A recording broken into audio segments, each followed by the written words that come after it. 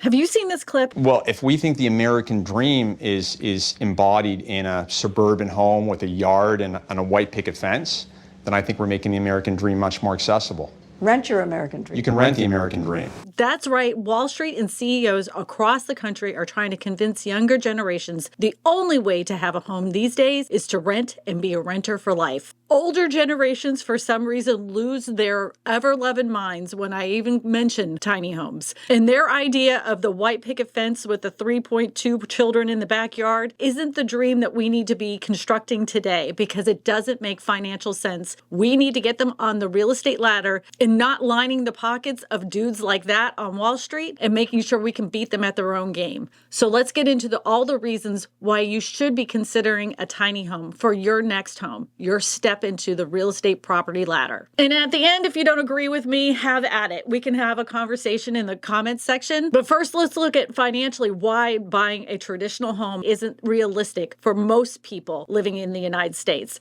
So let's start with some simple math. If you were to buy a house today and it was around $417,000, and you're going to try to compare that with buying a tiny home today, with buying your own piece of land and having to do these improvements, because all those things do cost money and they do add up. What would be the cost difference between those two? And I actually already did the math for you. So let's go ahead and look at this chart real quick. So your traditional home is going to cost you $417,000, but your tiny home that you're going to buy is going to cost you between $30,000 or $100,000. The cost of the land, of course, when you buy a traditional house, it's going to be included. But if you're buying a tiny home, it's going to cost you between $5,000 to $50,000 and up. It depends on the area that you're living in. So you're going to need water for that area. If you buy a house, of course, it already has the water, but you're going to need a well for your tiny house. You're looking at a cost between $5,000 to $15,000. Your traditional home will already have a place to flush the poop away.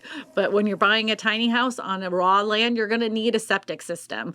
Some areas will allow you to do composting toilets, so you could zero that out. But most areas are not going to allow for that, so you're going to need a septic system. That, again, is going to cost you between $5,000 to $15,000. Your traditional house already has electricity, so you have nothing to worry about there. You're going to need that for your land for your new tiny house. In some areas, you're probably going to be considering having some solar power. I get that. That will offset the cost, but in the meantime, you're still going to need a pole. In some states are going to require that you do actually have electricity pole out there and a septic system and a well system. That electricity pole can cost you as little as $2,000 to up to about $10,000. Again, depending how far they have to take that electricity out there. I threw this one in just to be practical because every house that you buy always has a driveway, and it is an expense that can happen with your tiny homes. Some people are just going to put in a rock driveway, so you could do it as little as like $3,000 with a limestone driveway, but it can cost you up to $10,000 depending on what kind of driveway you're going to need and how you're going to have to plow it out and all those other stuff. So that is a varying cost, but I'm trying to be practical, so let's go ahead and put that on our list. Now, your property taxes are going to cost you way more for a traditional house than it would for a tiny home. In most cases, in a lot of states, they don't even consider the house part of your property taxes. They're just considering the land. So you're only going to be having to pay the property tax for the land itself. Not all states work this way, but just know that you're going to be paying a hell of a lot less. And less than paying your taxes. A big bonus, especially if you hate HOAs, when it comes to tiny home living, most areas that are going to be on a rural track, you're not going to have an HOA. It's possible that you could. I've seen a few areas that in rural areas, they do have an HOA, but most likely you're not going to have to pay a high HOA fee for that specific area. But for your traditional house, especially in a brand new subdivision, oh, heck yeah, you're going to be paying those HOA fees, and they are assessed every single year and they go up all the time. So that is something to think about, especially when you're trying to look for a piece of land for your tiny home. Those HOA fees can average between, $200 to $500 a year, depending on what kind of amenities and what your HOA covers. Always investigate that beforehand, whether you're buying a traditional house or a tiny home. So now let's get to our favorite part, is how much is all of this going to cost? Drum roll, please. it's going to cost you between $50,000 to $200,000. If we're going to be realistic about it, it's probably going to be closer to right smack dab in the middle. After you've bought your tiny home, after you've done all the improvements to the land, after you've paid all your taxes, it's going to be closer to around $150,000.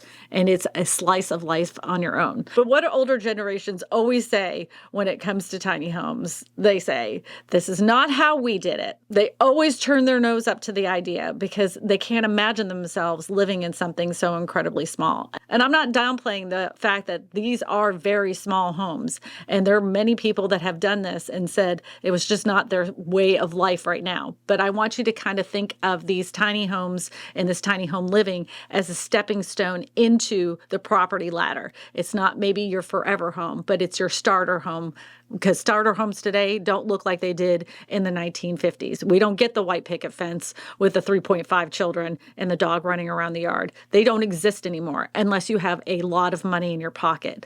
Those homes are extinct. It's the Westinghouse Total Electric Home. Unless you have an extremely high-paying job. And the whole idea of this is not to pay Wall Street, because you know what? They hate this idea. They hate that I talk about this idea. And they always 100% love to say, this is not the right solution for our kids. But making them into renters is? Oh, come on now. Jacksonville couple facing steep rent increases are starting to lose hope they'll ever be able to buy a home. Since this is a very realistic video about buying and purchasing land for a tiny home, I'm going to be very realistic in the fact of how you can finance this. Now, if you're looking to buy a piece of land and put a tiny home on it, there's some things you need to be very aware of. First of all, you're probably going to have to buy the land on its own, and the interest rate for purchasing land is a lot higher than it would be if you were doing a whole construction loan. Now, in most cases, you're not going to be able to do a whole construction loan or home improvement type of loan on this raw piece of land. In some cases, you will. So please work closely with a lender that understands land and what you're doing with this piece of land and what kind of improvements you're planning on doing. Another way to look at this is that if the tiny home is there now, this might be a piece of land that you can use in the future for your next house. You can save money to build your dream house. So you can't have the 3.25 kids and the dog and the white picket fence. These are all things you may want to discuss with your lender, because they might be able to come up with some kind of other lending plan for you with your piece of land. In most cases, when it comes to purchasing a tiny home, you're going to either need to get something called an RV loan, which is like a car loan, or you're going to have to get some kind of personal loan. An RV loan is a type of personal loan that's used to buy a recreational vehicle. Both RV loans and personal loans are installment loans that are paid back over time with interest. However, RV loans are secured loans, while some personal loans are unsecured. And you can get that through your local credit unions and other banking institutions, unless you have the cash on hand. The biggest sticker shock for most people when they're having this dream of buying a tiny home and doing it the way I'm telling you to do it, to get onto the property ladder and stick it to Wall Street, is that they don't realize how expensive those land improvements are. Especially when they're looking at really inexpensive raw land, they don't put in consideration how much of the trees and debris they're going to have to remove from the land and how much that costs. They were unaware of how much a well is going to cost. And a lot of that comes out of your own pocket. Even though you're saving a lot of money in the long run because you're not paying rent, you're going to have a lot of upfront costs. I'm not saying that you can't roll those into your land loan, but you're going to have to work really closely with your lender to see if that's going to be a possibility. All these land improvements that you do for your piece of land actually helps with the resale of this piece of property in the future. So it's not money that's going down the toilet. You are actually doing something to improve the value of that piece of land itself. So even if you decide to never build the tiny home itself, you still have increased and made that piece of land more desirable for future land buyers. So if you decide this dream isn't for you, it's not all gone to waste. Rebecca Evans and her partner Jason got shocked by their power bill. $58 last month, jumped to $675 for gas and heat. If you live in an apartment today, you've probably already noticed that the cost of your utilities have gone up, and they're going up even higher. They'll probably next month even be higher than that. That's one thing you can always count on. But if you happen to live in a tiny home in a rural piece of property, over time you can start adding solar panels. Many people that live off the grid do this so that they don't have to have utility bills. And in some areas, you can offset and have the utility companies pay paying you because you're generating so much solar power. Some states are not allowing this anymore, but because they don't want to have to pay you to use your electricity, but it's something to consider. You wouldn't be able to do that in a rental property. You certainly wouldn't be able to do that in a neighborhood that has an HOA that doesn't allow for solar panels. This step into the real estate game will beat Wall Street because they really don't want you to buy your own piece of land. And they certainly don't want you to find a way out of the grip of their controlling hands because you're their little workers. And the fact that you found something better, something that isn't in their traditional mindset of what a house should be, is going to make them really angry. And I love that.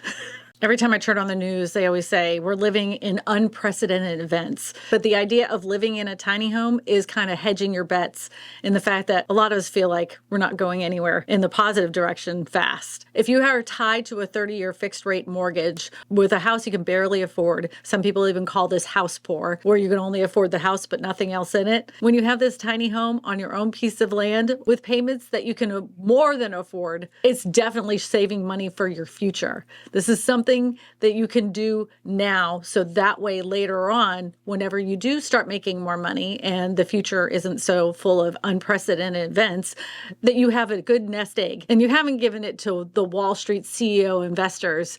You have a nest egg of money. I know some of you are probably putting it under a mattress. It's in the fake rock under his mattress. Probably not a good idea, but just saying, you have this so that way either A, you can decide to build on this piece of land, or you can even rent out this piece of land, use it for an Airbnb in the future, or you can even build on it like I've mentioned before. There's so many more possibilities. Once you own that piece of land, it belongs to you. And nobody can take that away from you as long as you make your payments and you pay your taxes. Those are two things we can't get away from, sorry. Wall Street and the government still has us on that one. I'm going to be honest with you, owning a piece of property, owning a tiny home isn't going to be for everyone. I mean, let's just be realistic. It is so much smaller than a traditional home. You will have to downsize your life. Not only that, you definitely are going to need a vehicle. And with most tiny homes, they're on wheels and they're going to have maintenance. And that maintenance cost is going to be historically cheaper than it would be for a traditional home. But the calculation for that maintenance cost is exactly the same as it would be for a traditional house. It's 1% of the cost of the home itself. So every year you're going to count on the fact that at least 1%, so if it was $417,000 and you account for 1% of the cost of the house, that's how much you're going to have to pay a year. And we're talking about like caulking, replacement of gutters, those little things that come up. You know, you have to paint your house every few years too.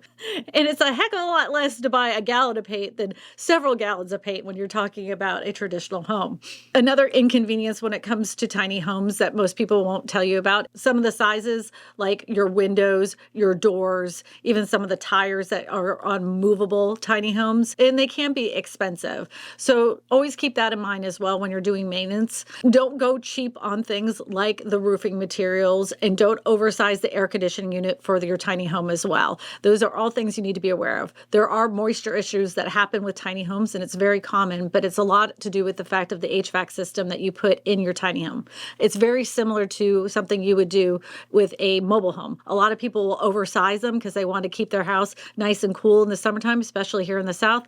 Then they overdo it, and then they have a lot of mold that grows inside their house because there's ends up being moisture that's trapped between the walls. So don't do that. If the manufacturer says it should have this size unit, only get that size unit. Another negative side of owning a tiny home, if you have inclement weather that comes through, whether it's tornadoes, hurricanes, flooding, these are things that are going to make it very difficult to find shelter. So make sure that you're in an area where you can find shelter if this kind of weather is heading in your direction.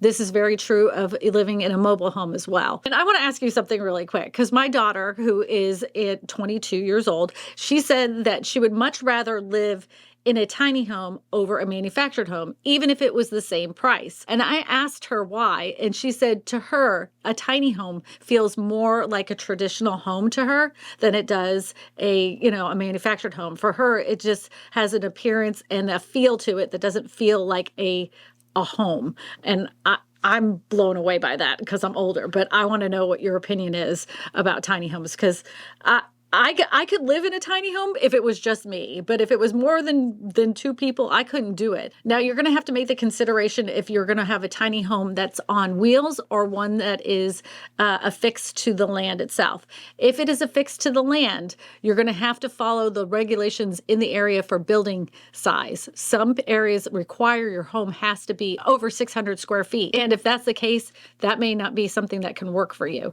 Now, if you're having a tiny home that's on wheels that's going on that piece of property, you also are going to want to check to see if there's any restrictions that prohibit you from having a tiny house on wheels. Even though the land may be listed as rural tract, they may not allow recreational vehicles on the piece of property. You might have to get a tiny house that is on a slab and that is fixed to land. All these things are things that you need to put in consideration and do your due diligence beforehand. Property insurance crisis is about to get more real. Thousands of homeowners may soon see their policies go up as 3 companies ask the state for major rate increases. You know how we've been talking about living in unprecedented times? Well, when it comes to homeowners insurance, let me tell you, we are living in unprecedented times. Not too long ago, my homeowners insurance doubled in price from what I was paying a year prior. And there is a big debate whether you should even have any kind of insurance on your tiny home. If you happen to have a tiny home on wheels that you plan on moving in and out of the property with your house, for God's sakes, yes, you're going to need, it's just like having a car or a boat. Yes, you have to have insurance on it, especially if you're financing it. You must have some kind of insurance on it. Now, getting insurance for tiny homes can be very difficult. There's only a few providers that will give you a policy, and it is kind of pricey and expensive in comparison to a traditional home. The cost is still going to be less than a traditional home. But in comparison, price per square foot, it's going to cost you a lot more than you're thinking probably in your head. And now in some cases, some of you are going to be buying your tiny home straight from the pocketbook. You're going to be buying it cash and you don't have to worry about carrying any kind of insurance. But I'd still have some kind of insurance on the contents that are in your house. You never know who's going to travel out there and try to take the stuff that you've acquired. You want to insure your whole entire property, especially if you're doing things like having solar panels, anything like that. Especially if a storm comes through, you want to be protected and have your assets insured so in case something happens in the future. Some of you are going to say, no, I'm not going to do that. And that's entirely up to you. But I would highly recommend trying to cover that just in case. I'm a worrier. I'm a mom. I can't help myself. Now, tiny home insurance can vary. It can be as little as $400 a year. The most I've seen it was $2,400 a year, but that was for homes that were affixed to land. Now, the ones that are on wheels, that price is going to vary depending on the state that you live in and where you're planning on traveling and how far you plan on traveling, especially if it's an RV certified tiny home. They're all going to be different plans. Just something you need to look at ahead of time to budget ahead of time. I just want to give you a little comparison though for here in Louisiana for my 2,000 square foot house, my homeowner's insurance is $4,800 a year. And I've never filed a claim, never, not once. And that continues to go up every single year. I would much rather pay $100 a month for insurance than paying what I pay a month now. I mean, granted, I do have a bigger house and a lot more stuff, blah, blah, blah, blah, blah. I'm just saying if you're trying to start off, trying to get into the property ladder, to consider having a tiny home, these expenses are going to be a lot less than they would be for a traditional house, especially a traditional brand new house. Just got some crazy news. My mortgage just went from $4,500 to $6,050, and it'll be effective March the 1st. I wanted to show you that clip because that poor girl bought herself a brand new house. When she bought that brand new house, when she went to go pay her property taxes, the first year that she lived there, she was only paying the property taxes for the land, not for the house itself. When you have a tiny house, you'll only be paying the property taxes for the land. Once that had adjusted and the tax assessor came through the neighborhood one more time, now her property is assessed with the house on it. That's why her house payment went from $4,000 to over $6,000. I'm just pointing this out to you because if you're starting to look at houses and you're trying to compare and contrast all the different options, whenever you're looking at something new, you're going to have to look at what the property taxes are going to be after the first year if it's brand new. In most states, they're only going to assess the taxes for the land first. That payment is adjusted, and then you might be short or in the rears on how much you have in your escrow account. It doesn't happen everywhere, but it's something you need to be aware of. That's why owning your own land where you can put your own house on it and having something like a tiny home that will most likely not be included in your assessed value will be something you can budget for and prepare for many years down the road. The assessed value for a piece of land doesn't go up as far as property taxes, not nearly as high as a piece of land that has a built home on it. That's something you need to be aware of. Also, if you're planning on using this after you've decided to move out of your tiny home and build your house, you're going to have to budget for the taxes that you're going to have to pay in the future. Unfortunately, it's very rare that your property taxes ever come down in price. In my lifetime, it's happened one time, and that was during the last housing crash. And speaking of last housing crash, I know that many people in your family are probably going to talk you out of this idea of getting into a tiny home. And they're going to say, well, property prices can't stay like this forever. Remember what happened in 2008.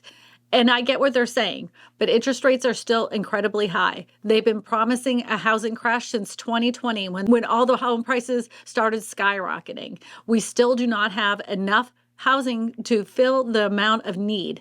And today, even today, with the interest rates as high as they are for a traditional 30-year fixed rate mortgage, people are still buying, and we still do not have enough housing available. There is so many people that blows my mind that can pay cash for these houses. In a lot of cases with younger families, older generations are giving these younger generations the down payment. Not all of us have that convenience of having generational wealth that can be passed on to us. This idea of getting into a piece of property that you own yourself, that belongs to you, that you can either A, put a tiny home on, or B, put a manufactured home or mobile home on, not only is it going to allow you to save more money for your future, it's also going to save you from the rat race of a rental circle, because it's just ongoing. You're going to just keep paying those corporate landlords over and over and over again. The American dream has to be reshaped, and it has to be reshaped smaller. Now that you've seen this idea for tiny homes and buying your own land and having a piece of the American pie, it may not look like the same American pie that your parents had, but it still tastes just as good. You let me know in the comments section below if this is something that you would consider. To watch more videos about affordable housing options, you're going to want to watch these videos right here. My name is Christina Smallhorn, your real estate whisperer, and I tell you all this because good real estate information matters.